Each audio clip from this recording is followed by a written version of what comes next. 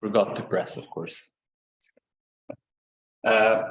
So the spaces that I will be interested in have some very natural measure on them, and this is mainly I will be concerned with the Lebesgue measure, which I will denote by lambda, normalized on the unit circle and on a unit interval I. But mainly I will speak about circle maps, and so I consider these two spaces. The first one being the space of all maps that preserve Lebesgue measure on the circle, and also sometimes I will mention the Lebesgue measure preserving maps from the interval. Okay, and for this talk we equip the space with the metric of uniform convergence, which makes it a complete metric space. That's not so hard to see, and very often I will speak about typical properties, and these are the properties that are satisfied on a residual set.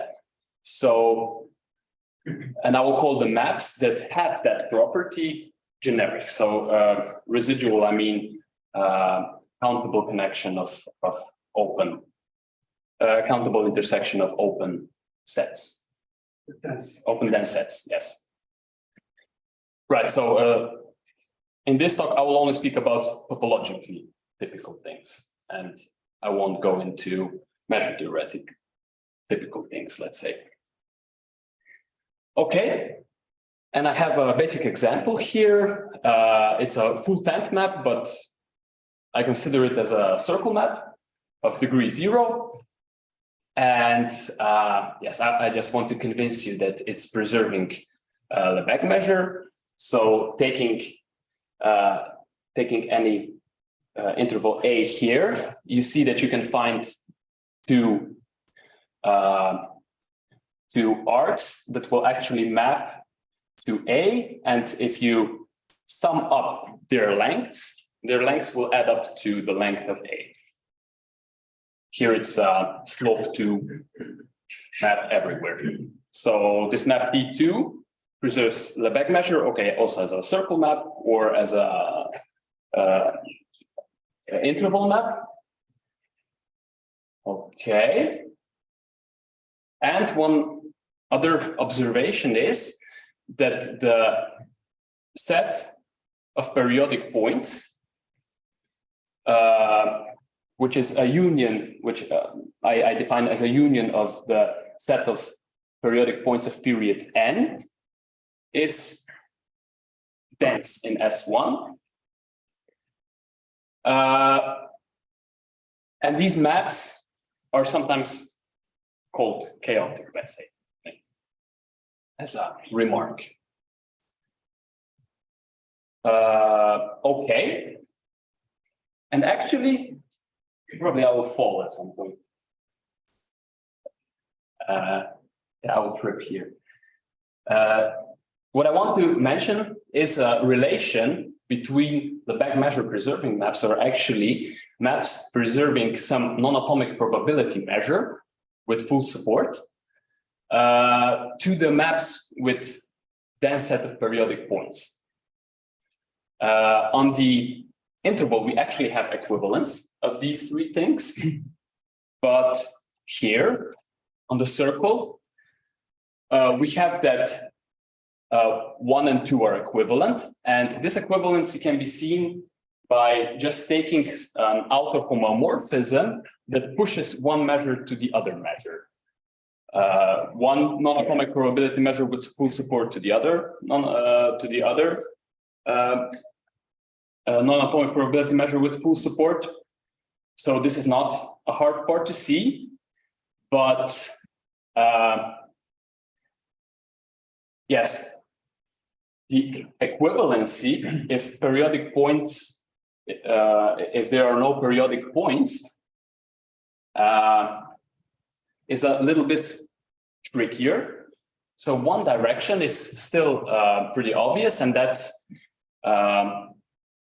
so if map preserves a non-atomic probability measure with full support, we just use Poincaré recurrence theorem, which says that this system will eventually come to the original state, and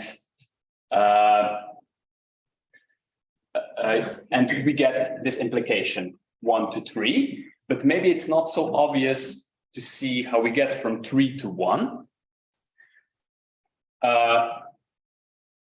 One thing to note is this observation that actually, if we have the set of recurrent points being the whole circle, and we don't have periodic points, then actually the set of periodic points, the closure of periodic points is also S1. Periodic points are also dense. So this is basically the analog of now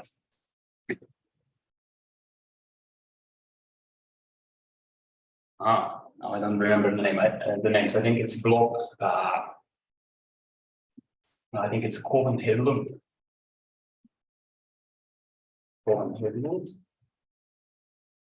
Result for interval, which says that the set of periodic points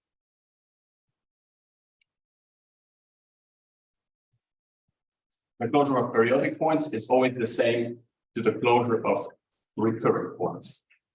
Okay. But again, this is the setting of intervals. However, in the circle case, we have this addition of irrational rotations. The additional we have irrational rotations that we need to add. And but still, the question is, how do we attach some non-atomic probability, an invariant non-atomic probability measure with full support to this space, to any map here? And actually this goes, so for instance, one argument is that we recall a paper of Bart and Martin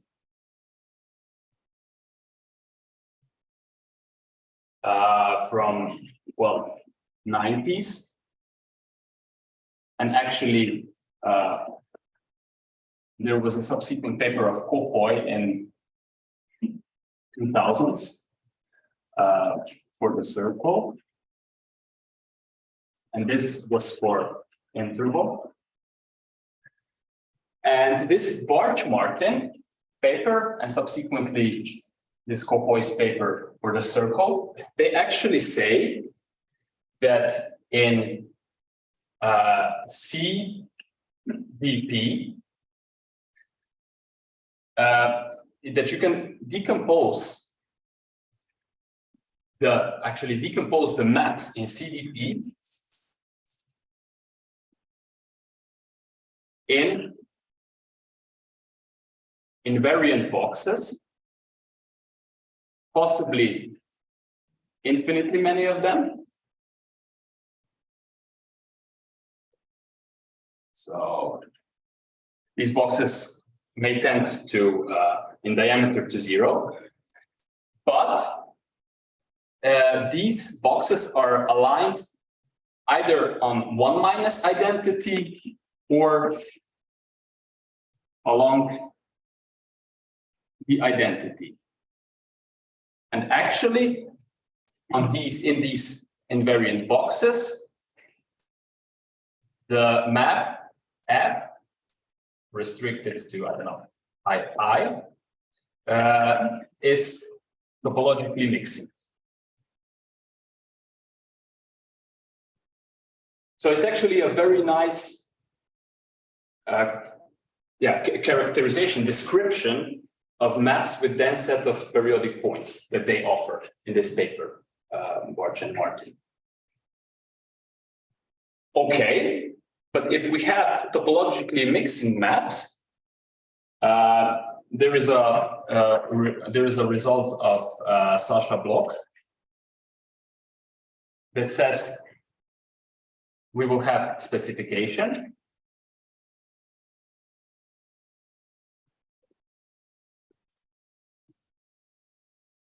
Property on these invariant boxes, and then the sort of standard result of Zygmunt says that, okay, yes, then we can attach some invariant non-atomic probability measure to this space. So it's actually just a combination of a few known results that gives us 3 implies 1. But one thing to note here is also that this kind of argument doesn't work in higher dimensions. Or at least I don't know that it would work. Okay. And purely topological, you don't need any smoothness. It's purely topological. But it is a sort of a very nice result, like a characterization of what maps can we actually get, what maps are with the dense set of periodic points, right? Okay, so when we are studying the space, These maps are any degree? yes. Negative as well? Sorry? Negative degree? Yes. Any degree. Yeah. So here I was sort of explaining more for the Bart Martin on the interval, but there is a handle on the circle by this one. Right. So actually, when we are studying Lebesgue measure preserving maps, we are studying actually a much bigger class of circle and interval maps. We get some information about the passive maps with dense set of periodic points as well. But this is as a motivation, additional motivation to study Lebesgue measure preserving maps, non-invertible. Right.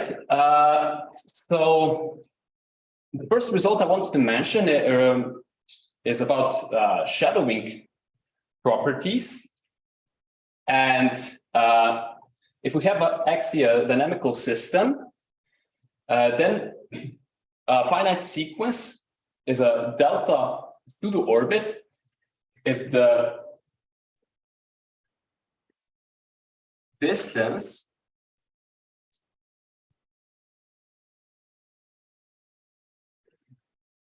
so xi plus 1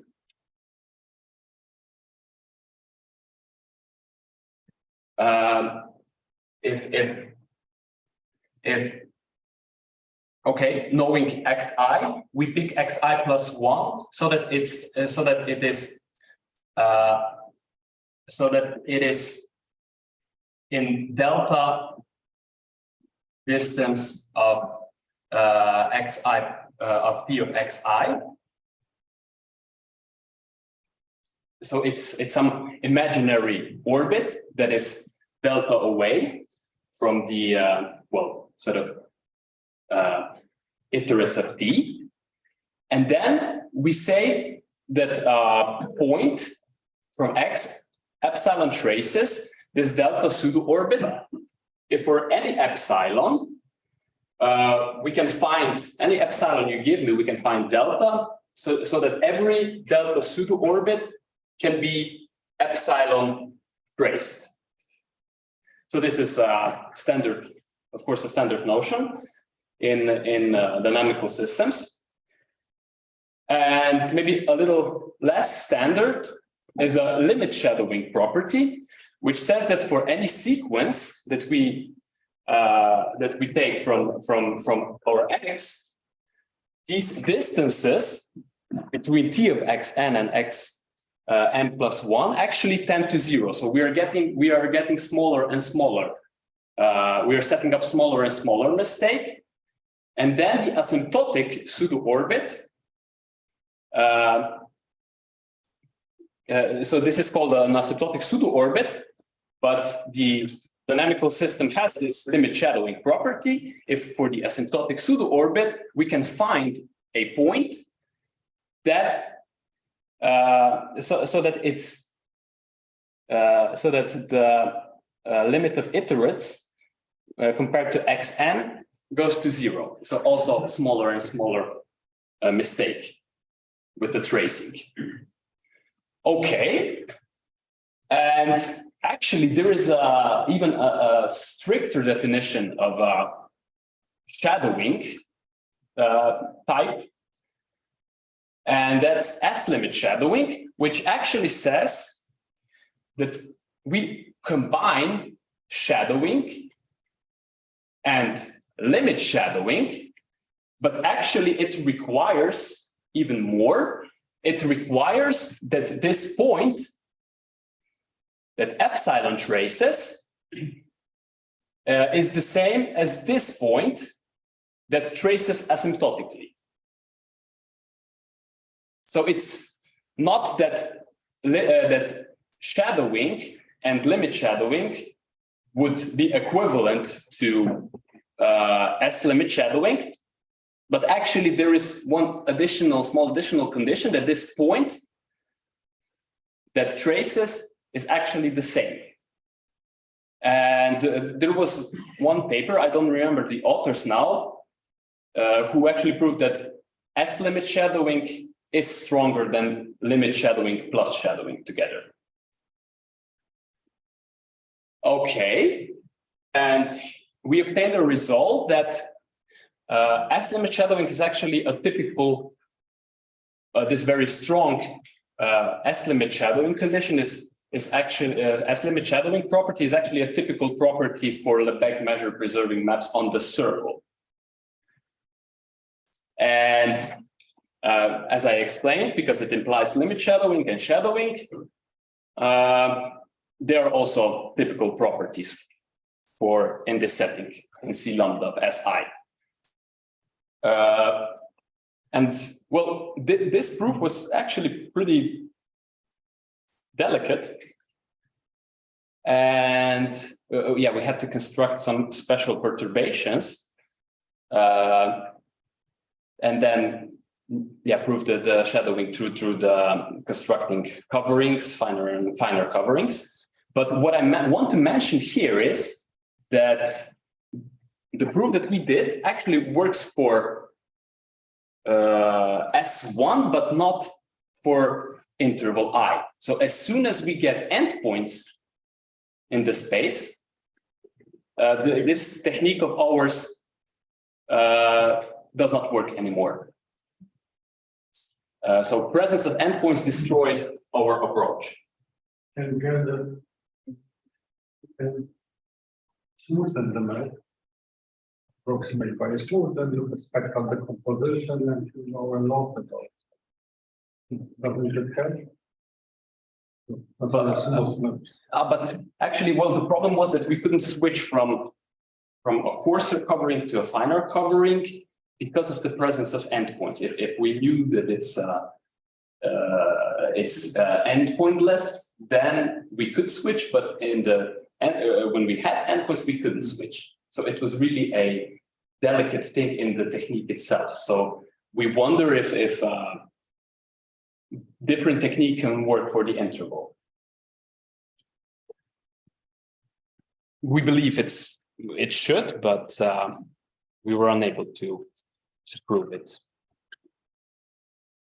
Right, and up to our knowledge, that's the first result showing that even limit shadowing is typical in some large setting. Previously, only denseness results, even for limit shadowing, were known. Okay. Yes. I don't understand how S-limit shadow is different from S-limit shadow. Can you say? Well, so here it's as if you would have limit shadowing here, but this point that you want to shadow is the same for shadowing and limit. Yes. Okay. Yes. Maybe I was wrong in my comment because it was not density but typical. Yes, typical. Replaced by smooth, but then we need to know it's not smooth. But right. Right. But maybe if you would switch to a different topology and not the topology of uniform convergence, yes. But in this setting, I was always right. Okay, thank you. So then I wanted to switch to the part where I discuss crookedness and yeah, something higher dimensional. And I say that circle map is crooked if you can take any any arc from S1 and you will find actually it's better to draw this. You will find some zigzag inside. So actually, for any interval, you must be able to find 2 points. I've denoted them by S and T. And in the point S, we will go delta close to the endpoint of this interval that we've picked or arc. And in this point, the point that is between S and 1, we will go delta close to this first point. So actually, it sort of forces you to build zigzags in your map. It's a very strong condition on values of a map. What is omega? Yeah, omega is just this is a map from so you can think about it as any arc in S1. So it just it tells you pick any arc from S1. Sorry, I see omega. Yeah, it's there. Sorry, I didn't put it in red. Right, but sort of yeah. Now I was explaining you this definition for on the interval, but actually, if we so I have this explanation that I already gave. But if we go to a circle map, then one thing to notice is that we can find an arc Y. So now this is a lifting of a circle map of the same circle map as I had before. We can find a lifting, we can find an arc J here that will go just straight without a zigzag. And actually, yeah, this arc, on this arc J, we won't find the crooked pattern. So as soon as we move from interval, with this definition from interval to the circle, we impose some additional conditions, additional zigzags in our maps. So for instance, this one is 1/3 crooked, but on the circle. So we have to add zigzags in a sense. And if I would require a larger number here than 3, we would sort of have more and more zigzags. So they would need to return down very far to this point where we started and then go up to this point. But they need to sort of intertwine. They need to exchange because these values need to be exchanged. So we would get more and more of these zigzags of different heights, let's say, all over the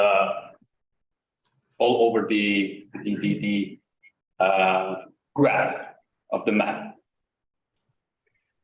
right? And what we were able to prove is the following: that we were able to prove that the set, this set of maps where we have Fn delta crookedness. So actually, for every delta, we can find some iterate n, such that all these arcs will be Fn delta crooked. This contains a dense G delta subset of maps. So it's actually a very large collection of maps in the setting that we are interested in. Okay, but this, so for now, this crookedness is only some topological condition that maybe doesn't tell you anything. And in the next few minutes, I wanted to convince you it actually has a meaning in continuum theory. Right, I don't know if I have enough time. So actually, okay, I will go rather a bit quicker through this. So an inverse limit space is a collection of all possible backward orbits. You start with some compact connected metric space and a map on it, and then you define inverse limit space as a collection of all possible backward orbits with equipped with natural product measure. And then you have, if you've chosen only one map for this, it's called actually a bonding map, that the map that connects the the projections. Then you can define a natural extension, which is actually just a shift map. And this shift map turns out to be a homomorphism.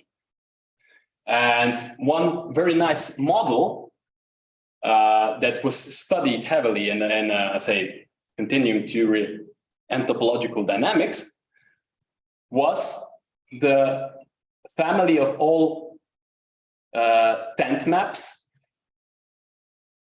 with actually they are dynamical cores of tent maps with slopes being between square root of 2 and 2. And the reason why square root of 2 and 2 is that actually then you get some very interesting inverse limit. Otherwise, you don't get something that would be topologically interesting. And dynamicists can think of natural extensions as the simplest invertible systems which extend a non-invertible system. So that's the intuition that you can have with respect to inverse limits and natural extension. Right, so that's actually the explanation. Okay, and then I just wanted to say a few things about the pseudocircle. And a pseudocircle is a compact connected metric space that is studied a lot in the continuum theory. And its characterization is the following. It's a unique, planar, hereditarily indecomposable circle-like continuum, which separates the plane. It's a planar continuum. And it was this was proven by R.H. Bink in 1951. And what do I mean by hereditarily indecomposable? A continuum is decomposable if there exist two proper subcontinua, so that if you take their union, you will get the whole continuum X. But otherwise, if this property is not satisfied, we say that the continuum is indecomposable. And if every subcontinuum of some continuum is indecomposable, then we say it's hereditarily indecomposable. So you can already notice that this space is pretty complicated. It doesn't contain an arc, for instance, because arc is decomposable. Continue. And yeah, X is circle-like. If for any epsilon we can find an epsilon small map from the continuum to the circle. And actually, pseudocircle is not a stranger to dynamical systems, even smooth dynamical systems. Handel in 1982 showed that he constructed pseudocircle as a minimal set of a C infinity area preserving planar diffeomorphism. It was like a pathological example in smooth dynamics. And actually additionally, if area preserving is removed, he constructed a planar attractor of a C infinity planar diffeomorphism.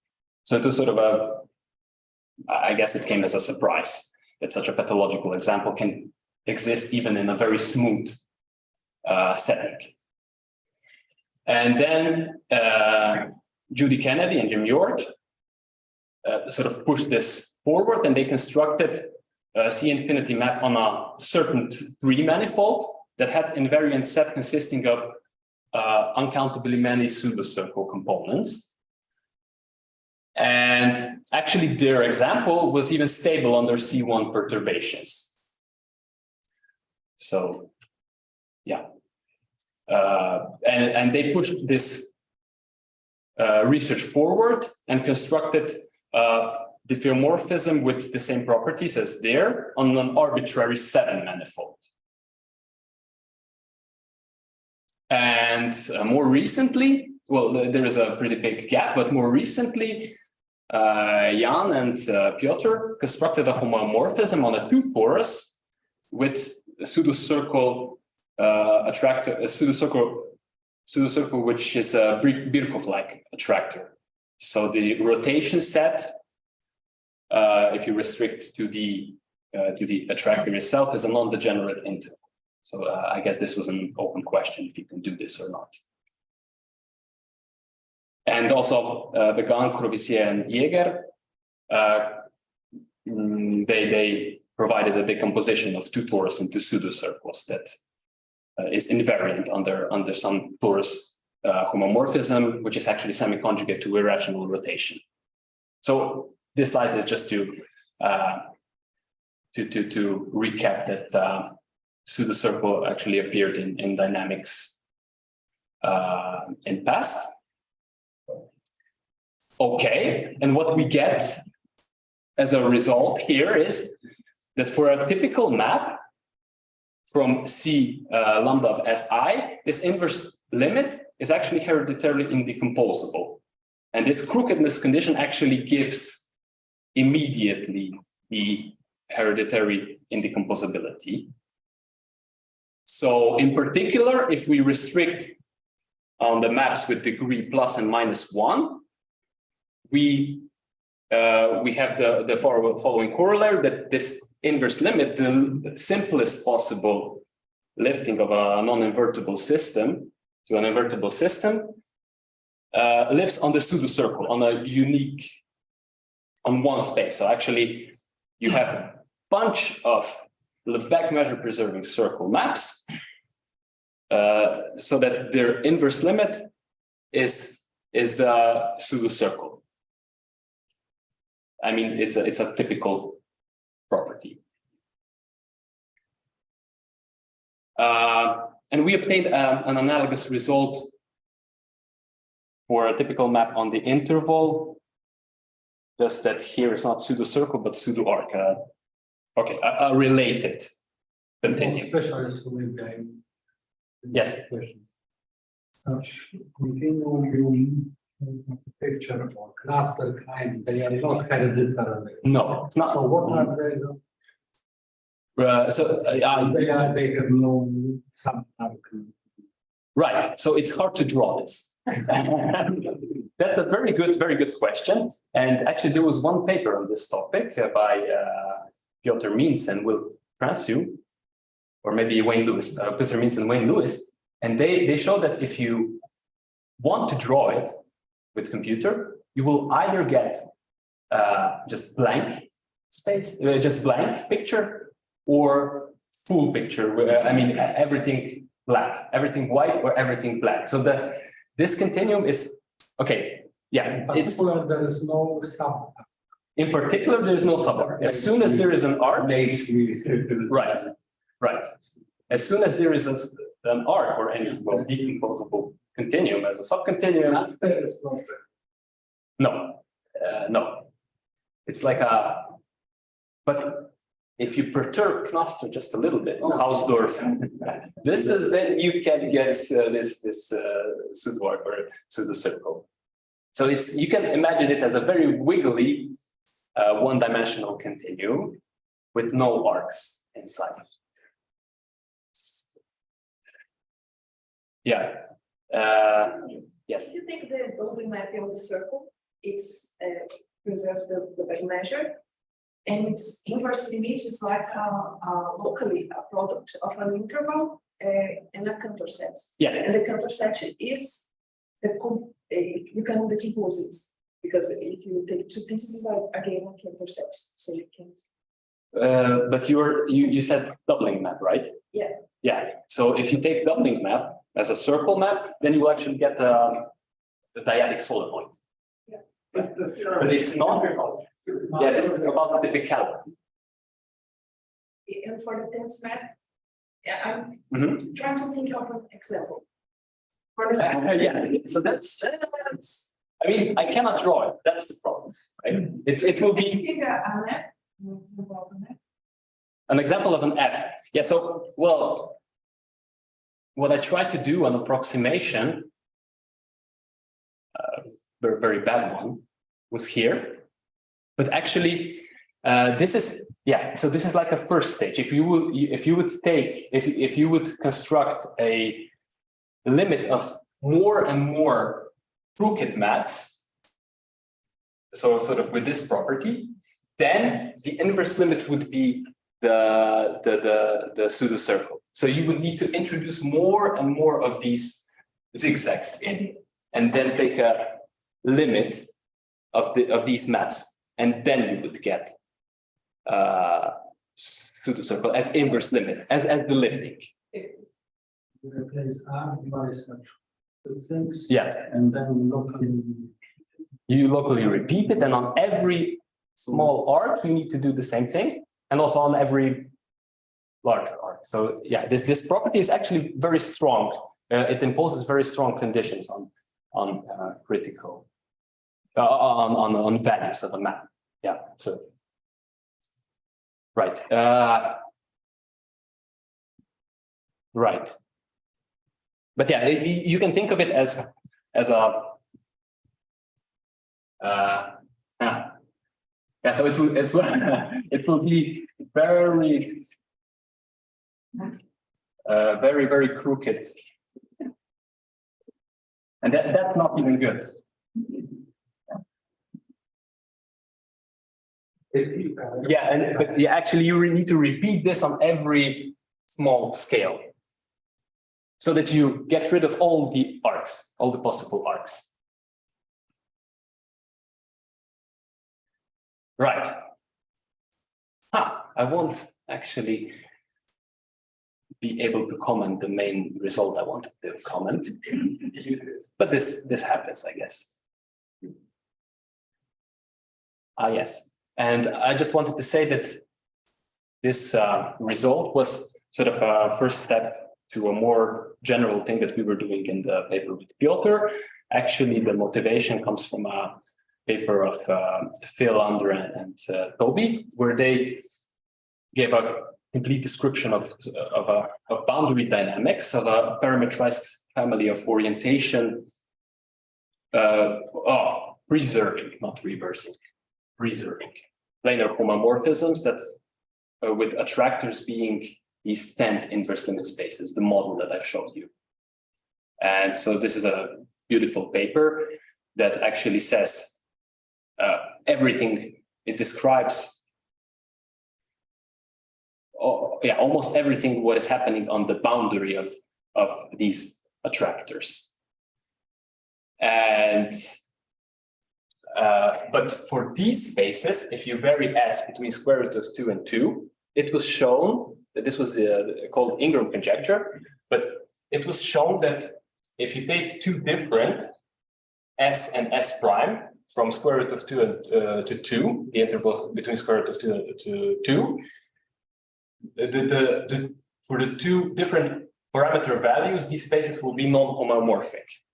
So these attractors are non-homomorphic, and this motivated us to actually, well, this was one of the motivation for us to construct a family with pseudo-circle attractors, again, preserving, that have very rich boundary dynamics. So sort of boundary dynamics is comparable to this theorem, but the difference is that the space that we are in is always the same. As we vary parameter, the space is always the same, but dynamics on the boundary is very rich. Right, so this was just a comment that I wanted to do. Okay, and I will just, because I started a few minutes late, I still can have 3 minutes. Okay, I'll just comment one more result that I actually want to go deep in. And that's that second paper that I mentioned with Serge, Jozef, and Piotr. So we define an operator on the set of Lebesgue measure preserving circle maps. From the left, we have a rotation for angle alpha. On the right, we have rotation for angle beta. And we ask ourselves, if some property is generic, does also the typical F satisfy property for many alphas and betas? So if you are shifting your map up, down, left, right, do dynamical properties persist or not? That was our question. And actually, for interval exchange transformations, this kind of question was actually answered by Atreya and Bošernican. They've proven that for any interval exchange transformation, this map, if you apply R beta from the right, is actually uniquely ergodic for almost every beta. So measure theoretic. Lebesgue measure 1. So this is sort of a parallel result from the world of interval exchange transformations. But yeah, now we are in the continuous setting. So non-invertible circle maps. And a motivating example was, for instance, this one. You again take full tent map as a circle map, but you rotate it a little bit to the left, or a little bit to the right, and a little bit up, or a little bit down. And if you play around with this, you notice that you will get an invariant interval or invariant arc J. So this kind of map is not transitive anymore. And if you play around a little bit, you will see that you can define actually a dense, an open set of maps, an open set of parameters, alpha and beta, for which this holds, that you will find an invariant interval. So in particular, this kind of map, after shifting, is not transitive anymore. So at first, it was transitive. It was even locally eventually onto, which I will explain on the next slide. But after shifting, is not transitive anymore. So this sort of, we started with this example. Sort of we thought, okay, there is not much chance that we would get some nice answer on this question. But yes, so here I just defined locally eventually onto. I think Phil already defined it. So a map is locally eventually onto if for any open set U, there exists some iterate that will so that the end image of U will just map to the whole space, to whole S1 or X. And Bobok and Troubetzkoy showed that the typical map is actually Leo, but for C lambda of S1, we got a much stronger result that there is actually an open dense set of maps so that each map here is Leo. And also if we shift it left, right, up, down, it doesn't matter where, they will stay locally eventually onto. So this Leo property is actually preserved under these shiftings, under the rotations. Okay. And in the rest of my talk, I just wanted to give you the flavor of the proof that we did. Okay, so I was missing about 15 minutes to do that. But instead of giving you these steps, I will just go to the questions and then finish. So the questions that sort of we asked for that remained in our study are the following. So first one is, can this open denseness result, can it be extended to higher dimensions, to higher dimensional tori? Sort of a natural question. We don't know. This question I already mentioned. It's about S-limit shadowing. If it's generic in the interval case, we don't know that either because of the presence of endpoints.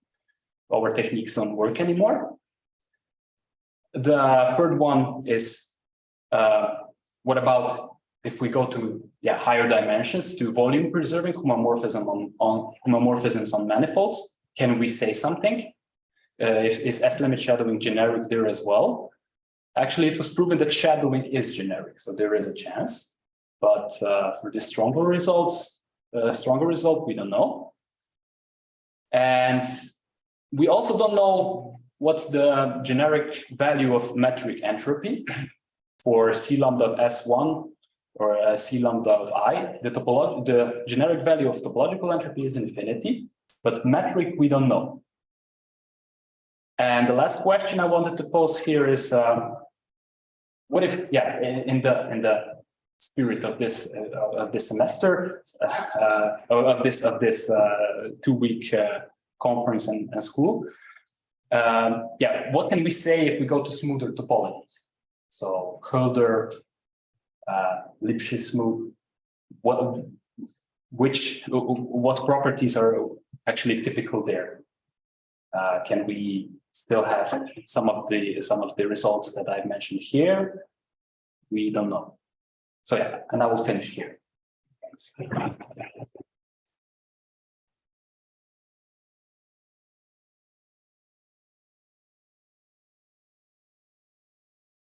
Question regarding your question. So, okay, it's a double question. I'll finish something. So, regarding question 4, so you ask.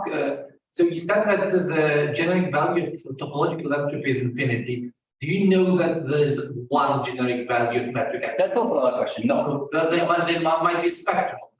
Yes, but it was proven by Bobok and Troubetzkoy that for any value between 0 and including infinity, there is a dense set of maps with metric entropy data.